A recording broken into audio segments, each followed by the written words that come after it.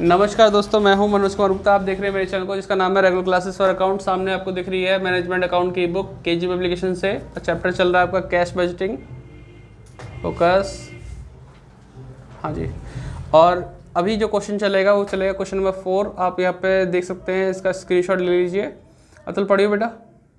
Alpha Limited wishes to arrange overdraft facilities with the bank during the period April to June 2007. अप्रैल से जून के लिए बनाना है आपको, है ना। आगे when it will be the manufacturing mostly for stocks. Prepare the cash budget for the above period from the following data. आगे Indicate the extent of bank facilities the company will require at the end each of month. each हाँ, month. तो overdraft की कितनी जरूरत पड़ेगी उसका देखना होता है ईच मंथ का। फिर उसके लिए फर्स्ट पॉइंट है। तो हमारी जो आइटम है वो है सेल्स, परचेज, एक्सपेंडिचर। सेल्स से पैसा आता है, बाकी दोनों से पैसा जाता है। तो एक तो आएगा रिसिप्ट में, बाकी दो आएंगे पेमेंट में। नीचे क्या लिखा हुआ है? 50% of the credit sale are realized in the month of following sales and the remaining in the second month. तो ये लाइन वही है जैसे थर्ड क्वेश्चन थी कि 1 महीने बाद 50% रिसीव होता है और 2 महीने बाद बाकी का 50% रिसीव होता है।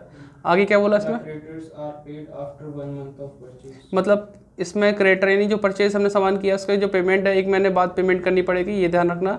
आगे Lag in the payment of expenses 1 by 4 months.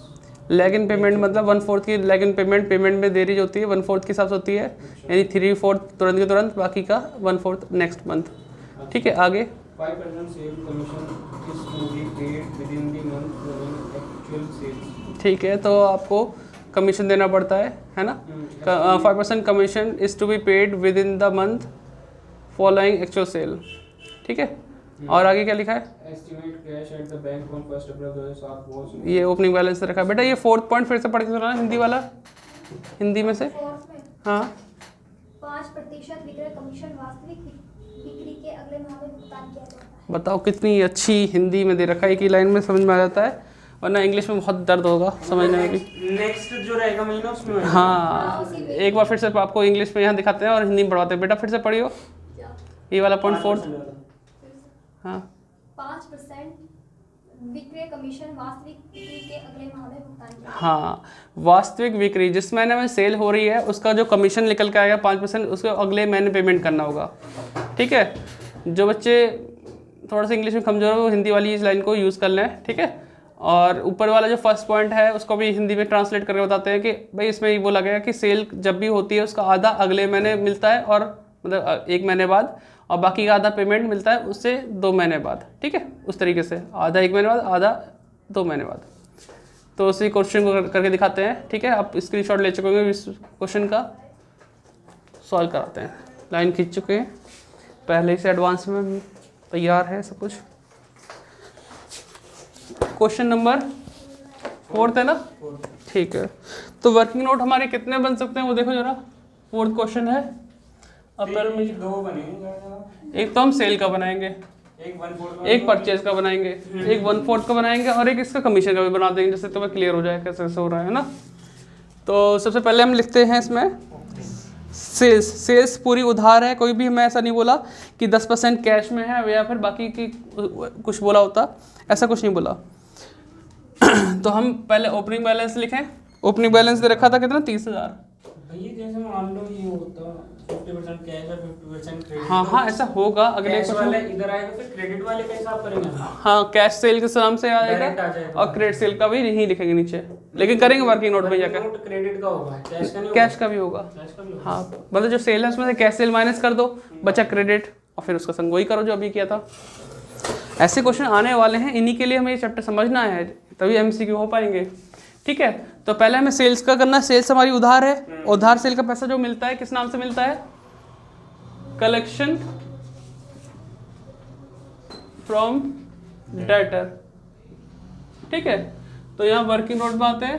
Working node first वाला सेल्स हम लिखेंगे।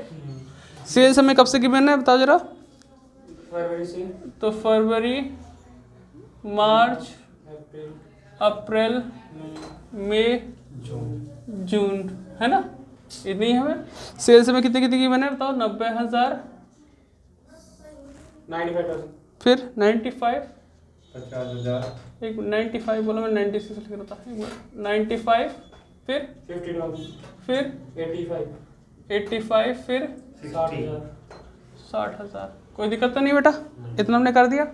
अब वो लाइन का यूज़ करते हैं जैसे उसने बोला था, देखो कैश सेल तो इसमें है नहीं, ना कुछ बोला उसने हमें, तो सारी उधार मानेंगे। उधार सेल के पेमेंट के लिए क्या बोला, 50-50, मतलब आधा अगले महीने और आधा उससे अगले महीने। हाँ मैं उसे बांटता हूँ। बांट के कर रहे हैं, ठीक है। तो मैं लाइन क्यों खींच रहा हूँ इसे, इसमें लाइन इसलिए खींचा कि आप ऊपर वाली अमाउंट को टोटल पे ना ले लें, है ना। तो फरवरी की आधी सेल का पैसा मार्च में, और आधी का उससे अगले महीने कौन सा बैठता है, अप्रैल, 45,000। बताओ कोई दिक्कत है। इसका आधा कितना होता है, 95 का आधा, 95,000 का आधा कितना होता है, 47,500। यहाँ पे कहाँ पे, मार्च का अप्रैल में, और बाकी का था मई में, 47,500, ठीक है। अब 50,000 का आधा कितना होता है, 25, बाकी का 25 यहाँ पे। इसका आधा कितना हुआ, 42,500 यहाँ पे, बाकी का आगे आता है लेकिन जगह ही नहीं है हमारे पास, टाइम ही नहीं है, तो फिर हम इतना ही जोड़ेंगे जितनी डिटेल दे रखी है। बस इन तीनों को प्लस करो, मतलब दोनों को प्लस करो 3 महीने के लिए, कितना आएगा बेटा,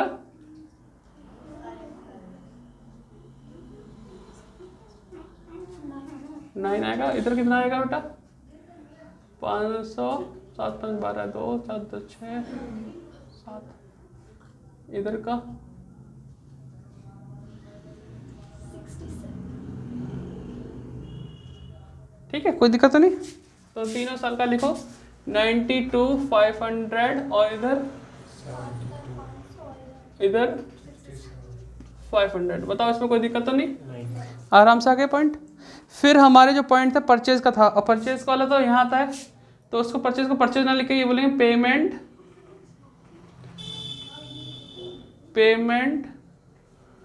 टू क्रिएटर को पेमेंट कर रहे हैं, क्योंकि उधार ही है सब कुछ होता। अगर कैश पेमेंट का होती, कैश परचेज होती, तो हम यहाँ पे सॉल्व कर लेते कैश वैश के हिसाब से, तो 2 नाम आते, कैश परचेज और पेमेंट टू क्रिएटर के नाम से, ठीक है। तो फिलहाल इसमें बोला creator are paid 1 month after the purchase, 1 महीने बाद है। इसका वर्किंग नोट बनाना एक फॉर्मेलिटी की तरह से है, क्योंकि ज़्यादा हार्ड नहीं है। कैसे हो रहा है देखो जरा, सेकंड नंबर परचेज से रिलेटेड है ना, तो यहाँ देखो फरवरी के 60,000 उसमें जाएगा मार्च। हाँ, बस उसे लिख के दिखा रहा हूँ, बस जिससे आप कन्फ्यूजन ना हो जाता, क्योंकि सब कुछ ओरली कर दूंगा फिर दिक्कत। मार्च अप्रैल मई जून, है ना। 50 और 85 कितनी अमाउंट है इसकी, 60,000, फिर 70, 21। देखो मैंने वो पढ़ दी, कितना बड़ा लिखूंगा। कौन सा क्वेश्चन पढ़ लिया तूने, 95 ऐसे बोल रहा था। की वैल्यू पढ़ ली। अच्छा हाँ, 31 है ना, चलो 31 फिर से लिखूँ साफ, 31 है ना। कोई दिक्कत तो नहीं, आसान क्यों बोल रहा था मैं तुम्हें, बताओ। क्योंकि हाफ नहीं करना इसमें, हाफ तो बोला नहीं, बोला अगले महीने देना है इसमें। हाँ सारा हाफ नहीं बोला इसमें। इसमें बोला creditor are to be paid after 1 month of purchase.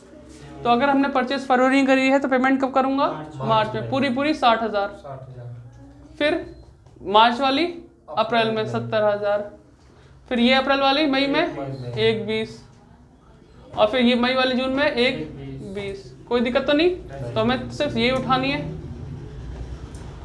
अप्रैल मई जून के तो लिखना है। अप्रैल में कितनी पेमेंट हुई, 70, इसकी 1,20 और इसकी 1,20, ठीक है। और नहीं अगर मैं लिखता तो मैं से ये राइट मारता तो इन्हीं से काम चल जाता। अगर मैं टोटल ना करूँ तो क्या कर सकता हूँ, 1 2 3, हमें 3 पेमेंट उठानी है, ठीक है। कितनी, 70, 1,20 और 1,20, है ना।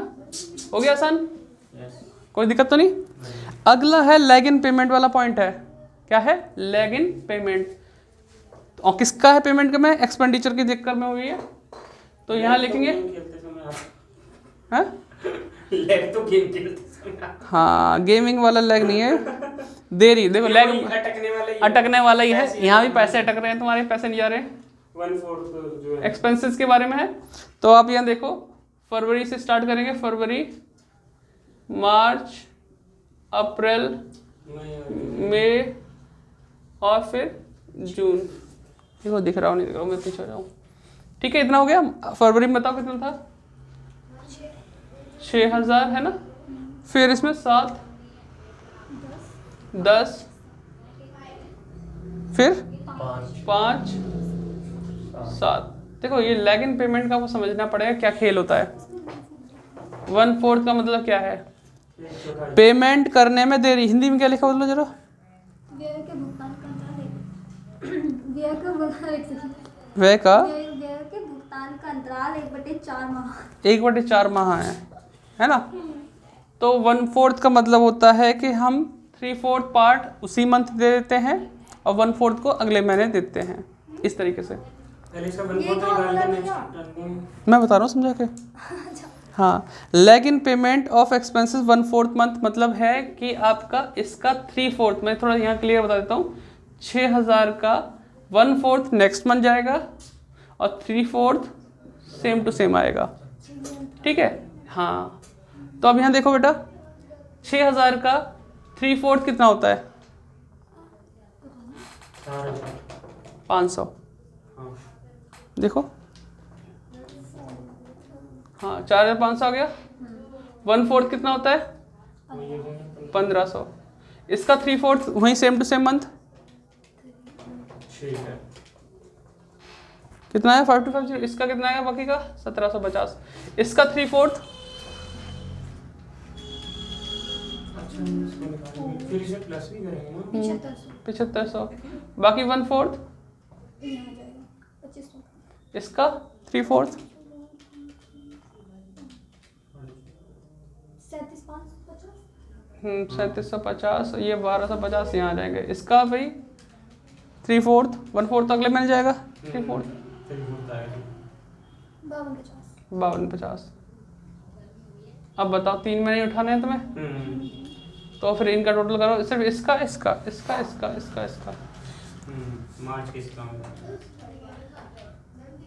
9250 इधर 50 तो ये हो गया 12, ये 3 2 5 6 है ना।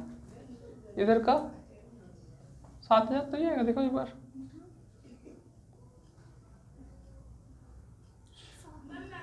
7,500 आएगा ना। देखो मुझे ऐसे लग रहा है 5 6 ये 6,500 आएगा। 625 एक सेकंड। सही है भैया, सही है। ठीक है ना। चलो इधर आते हैं। एक्सपेंडिचर का सेकंड नंबर लिखते हैं। एक्सपेंसेस कितना? 9250 और फिर 6250 फिर 6500। बताओ उसमें कोई दिक्कत तो नहीं? ये कर दिया। एक और नंबर नया था, कमीशन। पेमेंट करते मिलता तो है नहीं, तो पेमेंट कर रहे हैं तो यहाँ पे लिखेंगे कमीशन एंड सेल। कमीशन तो कमीशन अब हम उस वाली पे निकालेंगे ना जो 9,200 कुछ है। नहीं, इस पे नहीं, जो सेल है, सेल एक्चुअल सेल। अच्छा एक्चुअल। हाँ, एक बार हिंदी में फिर से पढ़ देना इस लाइन को कि विक्रय, हाँ क्या था मैटर? 5% विक्रय कमीशन वास्तविक बिक्री के अगले माह में। जो वास्तविक बिक्री होती है उसे अगले महीने 5% कमीशन दिया जाता है उस बिक्री का। तो 4th में हम क्या लिखेंगे? पहले तो हम लिखेंगे सेल्स। ठीक है, पहले यहाँ लिखते हैं फरवरी, 90,000 मार्च, अप्रैल, मई, जून। और ये लाइन यहाँ पर बंद कर दे कि ऊपर वाला मैच ना हो जाए इसमें, है ना। फरवरी, मार्च, अप्रैल, मई, जून, ये हो गया। बताओ जरा सेल कितनी रखी थी इसकी? 90,000। 95,000 हाँ 50,000 50,000 85,000 85,000 60,000 है ना। ये हो गया। एक्चुअल सेल का जो कमीशन होता है वो कमीशन 5% है, तो कमीशन 5%। माइनस करेंगे हम आगे वाले, प्लस करेंगे इसमें। कोई माइनस प्लस नहीं करेंगे, ऑन सेल बस निकाल देना। हाँ, तो सेल का जो कमीशन होगा वो अगले महीने देते हैं ना, वैसे बोला ना। इसका कमीशन कितना हुआ बताओ? 90,000 का 5% कितना होता है? 4,500। ठीक है, इसका 5% कितना होता है? 4,750। इसका 5% 2,500। इसका कितना होता है? 4,250 42, इसका 3000 हो गया। ये तो कमीशन निकल के आया, लेकिन कमीशन सेम मंथ में पेमेंट तो नहीं करते, अगले महीने। तो ये वाला कमीशन यहाँ पे, ये वाला कमीशन यहाँ पे, ये वाला कमीशन यहाँ पे, और ये वाला यहाँ पे। लेकिन हमें कौन से उठाने हैं? सिर्फ 3 अप्रैल, मई, जून। ठीक है, बच्चे को ये सोच सकते हैं भाई इसका कमीशन हम तुरंत ही लिख देते थे, लेकिन लिख तो देता फिर समझने में दिक्कत होती है, इसलिए मैंने सिंपल करना चाहा। पहले सेल लिखा, उसका कमीशन निकाला, उसकी पेमेंट अगले महीने कर दिया, सिंप्लिसिटी से, है ना। मेरे तो नाम में भी उसमें लिखा है टीचिंग अकाउंट विद सिंप्लिसिटी, है ना। बोर्ड में है तो लाइन में जुड़वाई थी कि सिंप्लिसिटी साथ हर चीज़ पढ़ाऊँगा, जिसको सिंपल जितना कर सकते हैं उसके हिसाब से। कमीशन और सेल्स, है ना, तो कितना उठाऊँगा? 4500 और 47। अरे यहाँ से आना था, हैं नजरे में एक चश्मा सही नहीं चल रहा लगता है। हाँ, 4750, 2500 और फिर 42। ठीक है, ये हो गया हमारे पास। और तो कोई खर्चा बचा नहीं, सारे पॉइंट निपटा दिए, ओपनिंग बैलेंस वहाँ लिख दिया। अब जोड़ते हैं।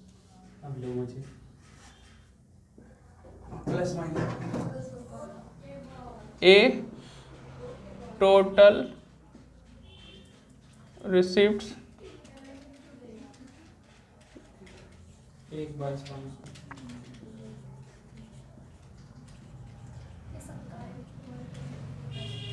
ठीक है बेटा, कितना आया? 1/500। 1/500। ये कितना आ रहा है तीनों टोटल करके?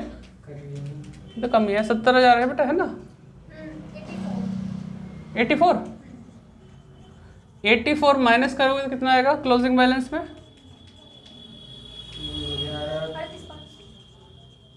आंसर चेक करो, आंसर चेक करो। 38,500 आ रहा है। ठीक है, ये हो गया क्लोजिंग बैलेंस, कोई दिक्कत तो नहीं। अब इसी क्लोजिंग और ओपनिंग में ले जाओ 38,500। अभी सब प्लस में चल रहा है ना, तो यहाँ कोई ओवरड्राफ्ट का मतलब नहीं बनता अभी तक फिलहाल ना। इसको प्लस करेंगे तो कितना आएगा? 1,11,000 है क्या? हाँ, वो एक था डायलॉग 111 222 333 बस हो गया।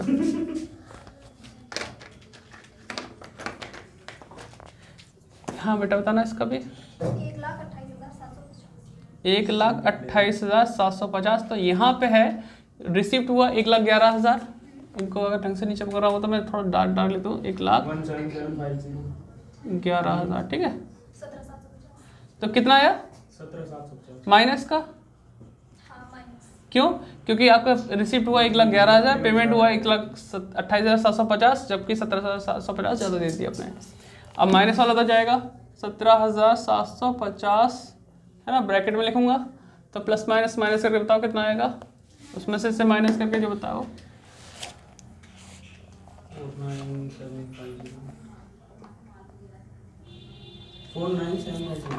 49750 ये रिसिप्ट में आ गया। इसका टोटल कितना आता है?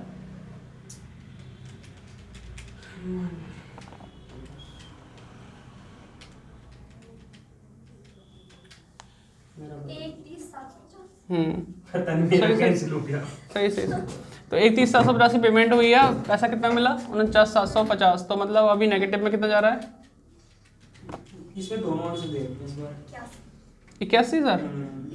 81,000 ये नेगेटिव है। अब तो आगे हमें फॉरवर्ड करना नहीं, इतना ही था हमारे पास। ये क्लोजिंग बैलेंस तो आ गया। ओवरड्राफ्ट की जरूरत कब पड़ेगी? तो ओवरड्राफ्ट रिक्वायर्ड की तरफ चलते हैं। ओवरड्राफ्ट इसमें तो जरूरत नहीं होगी, ये तो सही है ना पहले वाला। हाँ, सेकंड वाले ओवरड्राफ्ट रिक्वायर्ड भाई। यहाँ तो पॉजिटिव बैलेंस था, तो यहाँ तो कोई जरूरत नहीं पड़ी पैसे निकालने की। ये माइनस का इतना पैसे बैंक से निकालने पड़ेंगे 17,750 बैंक से आपको निकालने पड़ेंगे, फालतू जो चल रहा है। इसमें 81 अब निकालना पड़ेगा, लेकिन इसमें तो पुराना बैलेंस भी जुड़ा हुआ है। इसमें पुराना, तो इसमें माइनस कर बताओ कितना आएगा? 63,250 यही आ रहा है। तो ओवरड्राफ्ट रिक्वायर्ड आ गया। बताओ बेटा कैसे लगा क्वेश्चन? मस्त। मतलब हार्ड वार्ड तो नहीं लग रहा? नहीं, बस प्लस माइनस। नया क्या सीखा आपने इसमें से? वो 4 काम एक्स्ट्रा हो गए। हाँ, ये 4 काम ही तुम्हारे एमसीक्यू के लिए पूरी जंग जीतेंगे। ठीक है, सेल्स, परचेज, एक्सपेंसेस और ये सेल्स कमीशन वाला पॉइंट। ठीक है, इसकी आप फ़ोटो खींचोगे, नोट करो, जो चाहो कर लो। ना भैया नोट करेंगे। हाँ जी, नोट कर लो। ठीक है, आप लोग भी नोट करो। 20 मिनट की वीडियो देख रहे हो इतनी जैसे। हाँ, कितने क्वेश्चन 12-13 तक होंगे बस, टेंशन नहीं लेगा। इससे ज़्यादा नहीं है। 10 तक करते हैं ये। तो 10 तक करेंगे बस, 9 तक कर लें क्योंकि जस्ट सीखना, हाँ भैया 5 तक करा दो, वही बहुत है। क्योंकि सीखने वाले पॉइंट तो आपको 7-8 तक भी अभी मतलब इससे हार्ड क्या होगा? नया चैप्टर वेरिएंस नहीं मतलब इसमें ही हार्ड नहीं, यही सब रिपीट करेगा। बस तो फिर हाँ, तो मैं मतलब छोड़ो। 7-8 तक करा के तुम्हारा इसी में पॉइंट क्लियर हो जाएंगे, कौन सा एमसीक्यू आने वाला है, तो आप कर सकते हो। बाकी लोग चाहें तो अपने 10 तक कर लें ये वीडियो। बाकी जिसकी श्रद्धा तो इसमें से करते रहो। जैसे हमारा वो था फ्लेक्सिबल बजट, उसमें से 2-3 क्वेश्चन आएंगे, तो इसमें भी 3-4 क्वेश्चन आएंगे, है ना। ये तो भाई बहन जैसा हिसाब किताब है। वो फ्लेक्सिबल बजट था, ये कैश बजट है, तो इनमें से मिला के आ ये जाएंगे। आसान है उससे। चलो बच्चों, आपने नोट कर लिया होगा, तो ज़्यादा वीडियो देखने में आप बोर ना हो जाए, इसलिए कोई बात नहीं, ही वीडियो को एंड करते हैं। लाइक करो, शेयर करो, चैनल को सब्सक्राइब करो, और बाकी का और क्या बता सकते हैं, पेपर जोड़ देंगे। पेपर अच्छे से देना है। 10 तारीख का इंतजार करो, देखते हैं किसकी सरकार बनती है। ये वाला पॉइंट तो बेकार लग रहा, अच्छी होगा। ठीक है, बाय बाय।